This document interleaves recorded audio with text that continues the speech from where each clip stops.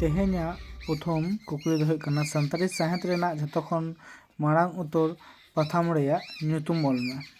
तेला हुयुग कना हर हपन रेन पेड़ा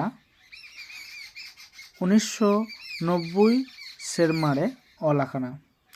12 नम्बर कुकली दो भारत दिसम ते हेज लेना को पेया विदेशी मिशनरी को ᱧᱩᱛᱩᱢ ऑल मे।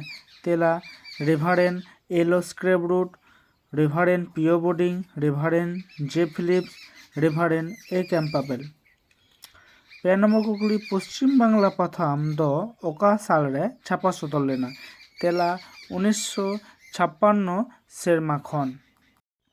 4 नम्बर सानताड़ी ऑल साहित्य रे ओका कहानी दो झोतो खन मारे ना मेनते बन बाडाया। तेला उल चाकती।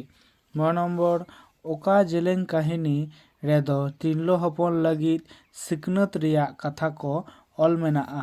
तेला स्वभावा कुकमु। 6 नम्बर सानताड़ी साहित्य रेनी पहलो ऑल साहित्य रेनी पतो प्रदर्शन मेनते अकय बन बाडाया। तेला जेरमी रेभारेन जे फिलिप्स। 7 नम्बर जुड़ी खातिर दो अकया खेलट पुथी कना। तेला डॉक्टर केसी टुडुआ। 8 नम्बर सानताड़ी साहित्य रेना ओका जेलें कहानी दो झोतो खन लाहारे ऑल आकाना। तेला हारमास विलेज। 9 नम्बर ईसाई मिशनरी को पश्चिम बांगला रेना ओका जायगा रेको हेज तहे कना। तेला भीमपुर, सारेंगा, मेदिनीपुर एमान एमान ठाव करे।